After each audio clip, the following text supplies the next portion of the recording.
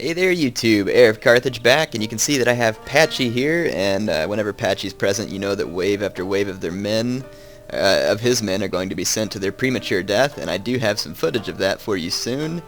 But let me start off by showing you the DLC units that were released. I'm not going to show them to you in action just because I haven't had a good chance to use them in action, but I'll show you what units were released. I did use them once.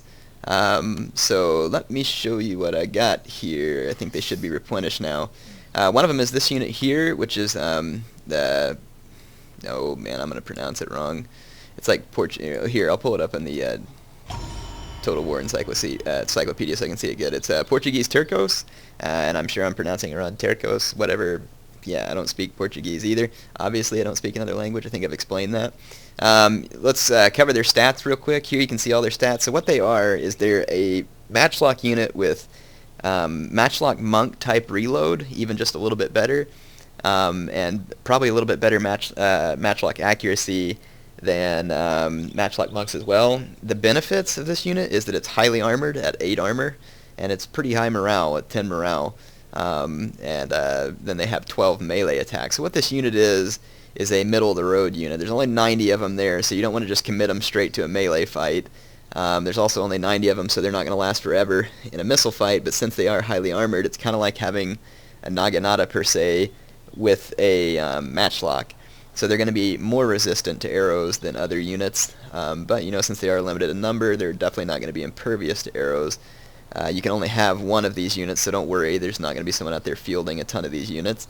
So I think it's a pretty good overall unit, somewhat useful as a matchlock unit. Their cost is not really outlandish, especially considering that they're good from multiple facets. The upgrades you can give them do not affect their melee attack, so no, they do not get stronger from the upgrades that you'll give them. The only upgrades that you can give them are around their shooting skills, so I thought that was a little bit of a disappointment. Let's look at the one other unit that I noticed that came out with this pack, which is this Tornobus Cav. I'm not sure if I pronounced that right either. But basically they carry a big musket here that shoots a bunch of crud out of it. It's kind of like an old-timey shotgun of sorts, I think. And right here you can see it says very high missile damage, good accuracy but slow reload, and they're not kidding. These guys do reload slowly. And I also think that they suffer from the same glitch that mounted gunners used to, or at least maybe still do. These guys don't come into battle loaded and ready to shoot, that I can tell. If I'm wrong, please correct me, but I don't believe they do, so be careful of that. Their range is only 50, but I assure you they will absolutely decimate whatever they shoot. They're not a mounted heavy gunner, it's just that their missiles can kill more than one person, not from penetration, but I think it's just mainly due to the amount of crap that comes out of the end of their Tornobus there, which is the gun. They can be effective at blunting an enemy cav assault. Like if you send them in first and they take shots and charge and absorb the enemy charge and kill a bunch of the enemy cav, and then you were to charge in a couple of more cav, like Yari cav or something to follow up, they could be effective at helping to make sure you win the cav fight. Because of their range, they're not super effective at harassment. But I mean, like I said, they can cause someone to make a mistake. So which of these units would be the more useful? In my opinion, it's going to be the Portuguese Tercios. But, I'm not going to discount this cav unit yet either. Oh, and their upgrades is also surrounding just the shooting side, other than maybe speed. So, but everything else that you do to them is going to affect their shooting and not their melee. So, I do have a battle for you, and like I said, Patchy is going to be sending many of his men to their painful demise, so I wanted to bring that to you and kind of talk about it. So my performance in this battle is less than stellar, and there's a reason for that. It's because when I saw my opponent's army, I wanted to use some patchy tactics, which was, when I saw what he brought, I was curious to see how much damage it could really cause. So I do very little to keep him from causing the damage, and I do this to prove a point. I think it's an important point to understand in Total War games. So there's a lot of cool units in Shogun 2 Total War, lots of them. And some of them are very powerful and can kill a lot of your men, and they're kind of even frightening. And then there's a lot of units that are pretty standard that people don't think as much of or aren't afraid of whenever they're on the battlefield. Now, what do you mean by that, Heir? Well, I'll show you when you see my opponent's army. The army I bring is pretty standard. I have 2 monk cav, 2 Naginata attendants, which they did increase the cost of Naginata attendants. I've got 3 bow samurai. Well, actually, here, let me just put it in slow-mo so I can describe everything that's going on. I bring 3 bow samurai because I want a ranged advantage, okay? Bow samurai, 2 of these units only cost like, or one of them costs like 1,000 because I think it's a 175 range unit, and then 2 of them are dirt cheap, like less than 900 Koku. And the point of this is that I can bring a lot of range power for not so much money. Bow samurai aren't quite as effective as bow monks, but they're much cheaper and can be fielded in large numbers, and they are pretty devastatingly effective. So this is going to give me the ranged advantage. Following them up is matchlock warrior monks. This is to protect against cav charges, so if an enemy charges cav at me, I'm going to shoot his cav through these ranks and cause damage to them, making him less insistent upon chasing off my bows. My 2 monk cav are going to follow closely behind these Naginata attendants for support, so I'm not looking to win an offensive cav fight, I'm looking to fight a defensive cav fight. So there's spears nearby where my cav will fight. My cav will not go very far from my army because I'm going to use that spear support. I've got 2 well-upgraded Naginata warrior, or Naginata samurai, sorry. These guys have extra melee defense, very tough units.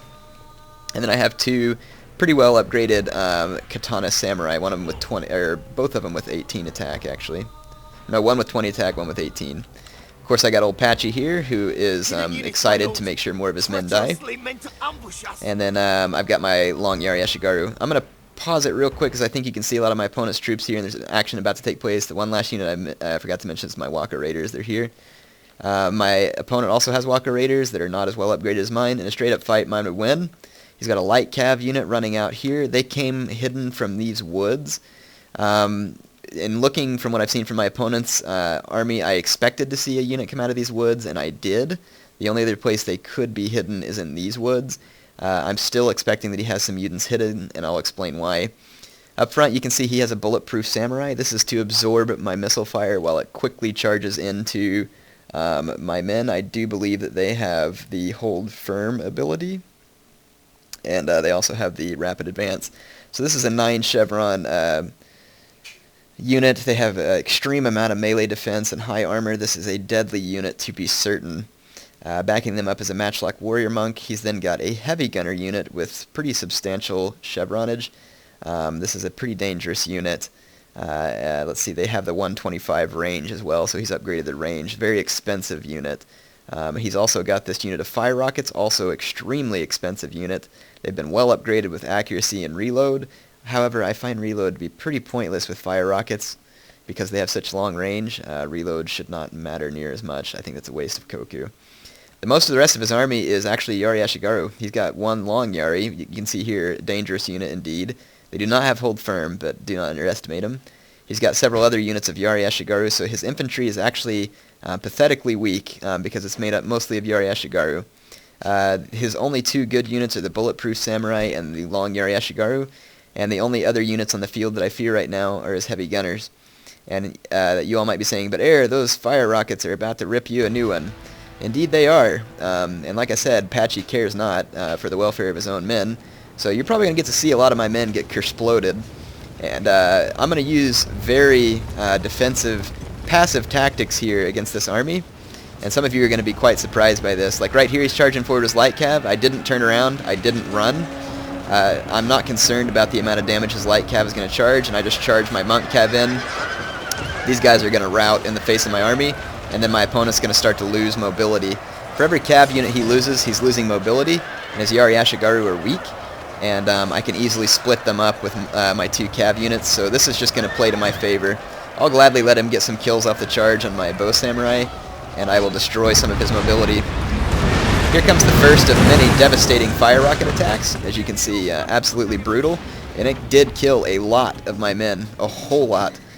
Killed quite a number of cav and a bunch of my other men, and that's not going to be the last volley. My bows are opening up on his Waka Raiders. I'm going to go ahead and cut some of them down. His heavy gunners had a line on my Waka Raiders. I thought that I was safe behind this building. I should have moved a little bit more in this direction, and then I would have been. I was busy moving troops elsewhere, though. Here comes the next fire rocket assault. He was targeting my general, which was a mistake. Killing a general this early in the battle on Shogun 2 isn't going to make a difference. You need to kill the general at a pivotal moment. He should have been targeting his fire rockets at the biggest conglomeration of my troops, which is right here. Now, if I were trying to play this battle more intelligently, I would have put my men in loose formation. I would have run these Walker Raiders back. The reason I'm not doing this is because I think that my opponent has made a grave mistake with his army selection. And that is that his infantry is pathetically weak, and fire rockets have an extremely limited amount of ammunition. There is no bow dojo on this map, and so he has no way to replenish said ammunition. His matchlocks are helplessly outmatched by my bows, and his fire rockets, like I said, they're gonna do their damage, and then they're gonna be done. And even if my infantry is 50% damaged, I'm pretty sure that I can beat his. He has no mobility because he spent so much money. The only other mobile unit he has is this mounted gunner, which again is another gimmick unit that my opponent's hoping to make use of. He comes in here, and again, I'm not going to pull back. I'm just going to stand my ground and countercharge this unit that he brings in. Oh, sorry, this is Katana Cav. He's got a Katana Cav, and he's also got a mounted gunner. I'm going to let him charge his Katana Cav in because I can easily kill them. Again, they're going to rout quickly in the face of my whole army. My opponent is definitely being premature. Well, he's not being premature. What it shows is that he spent a ton of money on all these fancy units, and all these units that are supposed to scare me into attacking him, yet I'm not attacking him. And some of you might think I'm crazy, like, hey, you're just sitting back there getting pummeled. You're right, I am just sitting back here getting pummeled because he's going to run out of ammo. And the one thing that he won't have killed with his fire rockets is my bows, which means that I can still force him to attack me. These mounted gunners are no threat because, again, I have 3 bow units and my own matchlock unit. So the mounted gunners pose no real threat to me whatsoever. In fact, right now I'm kind of baiting a trap for them. He wants to shoot my bows, so you'll notice that I start moving my bows up into this vicinity, and I start moving my monk cav over to my flank, and I've also got some spears right here. So what I'm doing is seeing how determined my opponent is to get rid of my ranged advantage. This is just really interesting to me because he brings an army, he's even got them in a slightly noob square formation. You can't see his formation entirely because he's hidden in the woods, but he's basically got his guys in a noob square because he wants me to attack him. And he brought fire rockets and heavy gunners and all these other units that you would think that would make me attack him, mounted gunners included, yet he's the one attacking me. And the reason for that is because you can undo all these fancy units with a lot cheaper units. My 3 bow samurai ended up being more cost effective than his extraordinarily expensive heavy gunners, mounted gunners, all those other things.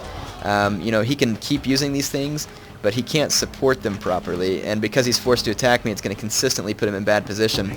So look, his mounted gunners are now trapped. I've got my cav in behind him. He's using spears to protect, but that's okay. I'm not going to use my cav to kill him, so here comes my bow fire all of a sudden. This is going to scare him. He can't run backwards, so now he's going to run forwards. And so here he is. He's completely gotten trapped. So now his mounted gunners are going to get cut down by my matchlock monks. These guys aren't strong enough to last in melee combat against my bow samurai. My bow samurai will fight them off successfully. In the meantime, he moves his mounted gunners up and starts taking a few shots, and he is going to cause some damage. But as soon as this fight with the mounted gunners is over, all I've got to do is just pull my bow samurai back, which is what I'm doing now. So now my opponent has lost entirely all of his mobility. I now have control of the field as far as mobility is concerned. I have a ranged advantage, and I have an infantry advantage. So my opponent's fire rockets are now a, 2,000 Koku waste of money. They got 200 kills, roughly speaking. Well, they're somewhere else up here. They may be hidden. They got 200 kills, which is a lot of kills, but is 200 kills worth 2,000 Koku. I can get 200 kills with my 2 bow samurai, and that comes to a cost of 1,800 Koku. Plus, they have a little bit more flexible role in the battle. So, you got to make up your mind about what you think is going to be most useful. So right here you can see his matchlock monks get completely owned because, once again, I have a ranged advantage. My bow samurai are going to make short work of these guys. My own matchlock monks also participated in the fight. So even though you can see all the losses over here that my men took from the fire rockets, like I said, there's a reason why I stayed so passive here. It wasn't to be cocky, it wasn't to be mean, it's just to prove a point here, and I thought you all would enjoy this. So whenever you run into these gimmicky armies, don't just charge into the noob box and give these people what they want. Bring a balanced army, like I brought here. I've got a decent chunk of infantry, I have a decent chunk of cav, I've got a good range component, and some support units. My army is not great at any one particular thing, yet it is not bad at any one particular thing either. So I think a balanced strategy is best overall. You will get defeated sometimes. It is not like a win-all every time type scenario. I'm going to take a few pot shots at his bulletproof samurai here. Not going to be super effective, but the more of these guys I can kill, the better. Then I'm going to run away, and my idea was to pull up my long Yari Ashigaru and put them in spear wall to help take out this this unit right here, because they're pretty dangerous, and my long Yari theoretically could easily do the job as long as they were attacked from the front. However, you're going to see that due to some maneuvering, my long Yari end up in a bad position. You want these guys in spear wall, and you want them defending from the front. If they don't get in the right position, they will get, you know, completely destroyed, which is kind of what happens here. I tried getting them in position, they didn't get in position, and his bulletproof samurai is going to make short work of my long Yari. So at this point, my opponent is making a desperate charge towards me because my cav has him scared. Look again, back here I'm splitting up all of his units. So he's got spear units all over the place that can't participate in the melee fight, so he can't overwhelm me from the front. Right here, his Yari Ashigaru and spear wall, not very concerning to me. My Naginata samurai are going to eat those guys up. And then, well, at least I think they will. He's getting supported by heavy gunners, which is definitely a concern. But you can see he is killing a few of his own men too, but the morale effect is going to impact both of us. So now I've got my cav back here in the rear. I'm going to plow through these spears back here and on into his heavy gunners. So I know that my monk cav should be able to last long enough to cause some damage to his general, and then hopefully make it on through to his heavy gunners. If I can silence those guys, then this fight's pretty much mine to win. I've backed up my bow samurai, and I'm going to be taking shots at his heavy gunners. I'm not causing super quick damage to him. Those guys are dangerous. On this side, I am getting mopped up by his bulletproof samurai. My long Yari got routed. I've got some supporting troops over here. My matchlock monks are taking some good shots, and then my Naginata attendants are going to wrap around the flank here. You can see that my katana cav, or my monk cav, did crash in, destroyed his heavy gunners. I just bypassed his spears, and then ran straight into the back of his lines to try and cause a little bit more damage to this unit that was inspired. And I was successful in that bid. I haven't engaged my katana samurai yet. I'm holding them in reserve for just such a time like this. So basically I'm kind of wearing him down, playing an attrition game here. Patchy is still in stand and fight right here, but he's pretty vulnerable at the moment since my opponent's broken through this flank. I kept him busy for just a moment longer with my regrouped long Yari Ashigaru, and now I'm going to engage my katana samurai. So now that my opponent's at his weakest point, and look, these Naginata samurai were still in here holding out. Those guys are just tough. They've got a lot of defense. They're a tough unit. So now my katana samurai are going to come charging in. They are very effective on the charge.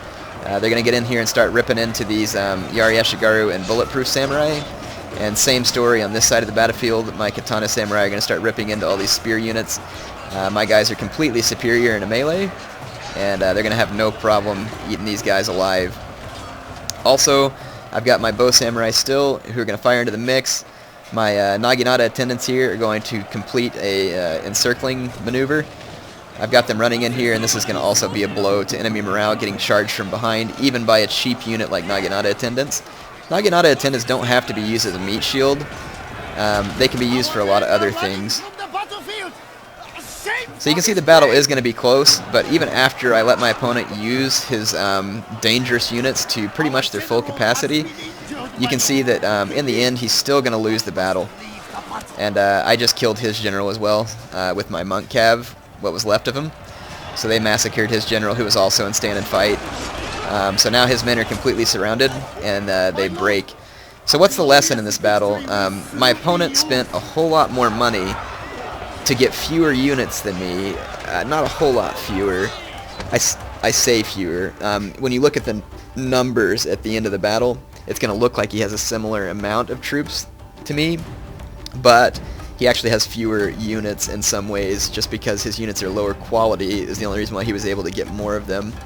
So because I didn't spend my money on like gimmicky units like fire rockets, I mean, what are fire rockets really going to do? You might kill the enemy general, and if you do kill him early on, it's not going to make a difference. If you use the fire rockets to kill the enemy general in the middle of the fight, that might be effective.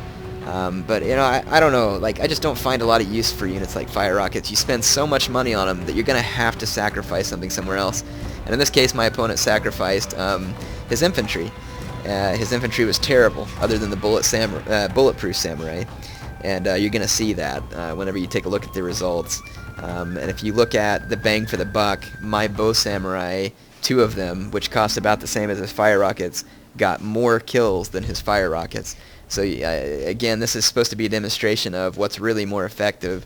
So my opponent, picked these units, I think maybe thinking that since they're expensive and they're kind of scary, that it would scare you into attacking. But again, remember, I didn't go into loose formation, and I could have. I didn't hide in the forest, and I could have.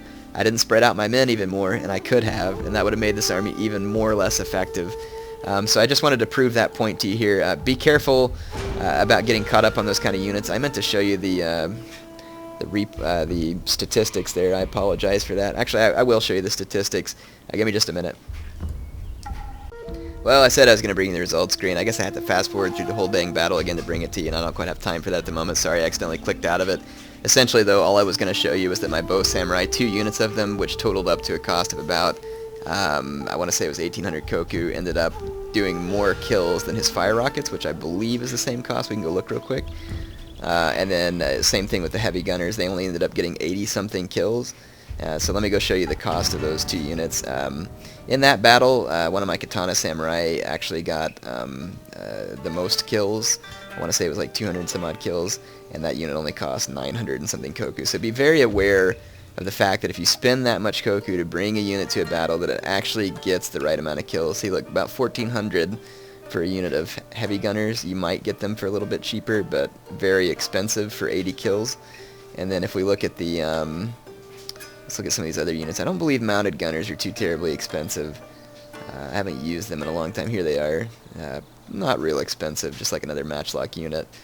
But still quite a bit of money to throw away like he did. And then the fire rockets, somewhere right down here.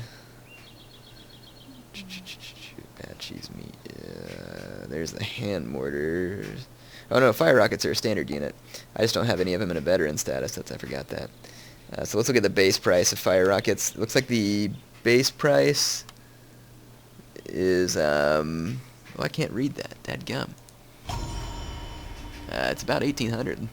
Yeah, and he had those things pretty upgraded, so those things are probably over 2,000 Koku, to be honest. Man, that's crazy. So yeah, totally not worth it.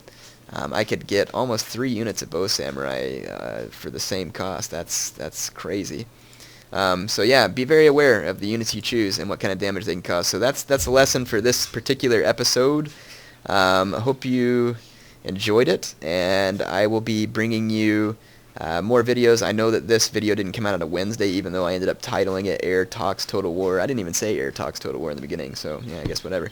I didn't title it or anything, and yes, I will be bringing these out usually on Wednesday, or at least try and get you one once a week. Like, as you can tell, I'm trying to bring back more videos altogether. Tell me what you all want to see next on these Heir Talks Total Wars. I know I use your clips most of the time, and I'll still be doing that. So if you want to see a particular topic, let me know, and I will ask for clips of that topic. Or just continue to send me your replays into my heirtotalwar@gmail.com account, and tell me why you think it should be on the show. In any case, Heir of Carthage signing off for now. Hope you enjoy.